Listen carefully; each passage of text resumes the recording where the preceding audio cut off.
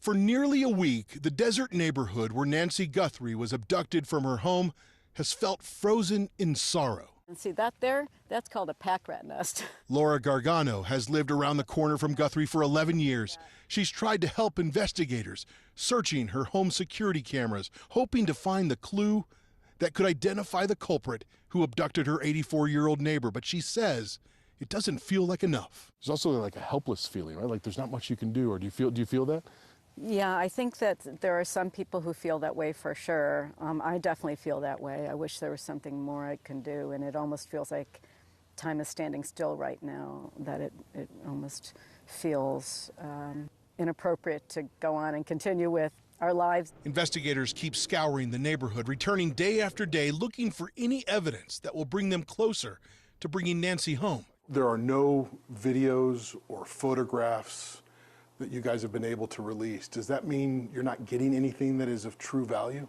We're still in the process, right? But so far, we've gotten some things back, but there's nothing that you would say, aha, this is it. So we're just working. These things are done in an hour on, Law and Order, but this is real world, and it just takes some time. This is not a television show, and it's time that's stretching longer as each day goes by with no word of Nancy's whereabouts. And for neighbors like Shirley Harvey, it's hard to make sense of a tragedy that hits so close to home. What has this week been like for those of you who live around Nancy Guthrie? But there's still no news, so I think the general consensus is people are in shock because we still don't know where she is. She says they're haunted by what's happened to their neighbor, taken from her home in the middle of the night while those around her slept. And I can't even imagine how she would cope with something like that.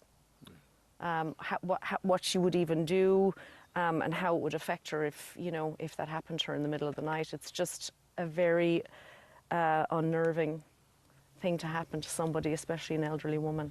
Another day passes. Investigators keep returning to the rolling hills in this neighborhood, searching for a clue that might be hiding in the desert brush, while everyone desperately waits for this dreadful moment to end. This search that started Friday night here in Nancy Guthrie's neighborhood started right after news of the second message from the alleged ransom author emerged and was reported by CNN affiliate KOLD. We do not know if the search here or the return of law enforcement activity is connected in any way to that letter, and we don't know what investigators have found here, but we do know that they were put down evidence markers in various areas and that they were on top of the roof belonging to Nancy Guthrie's home. So the wait here continues after this 6th day of the search for Nancy Guthrie. Ed Lavandera, CNN, Tucson, Arizona.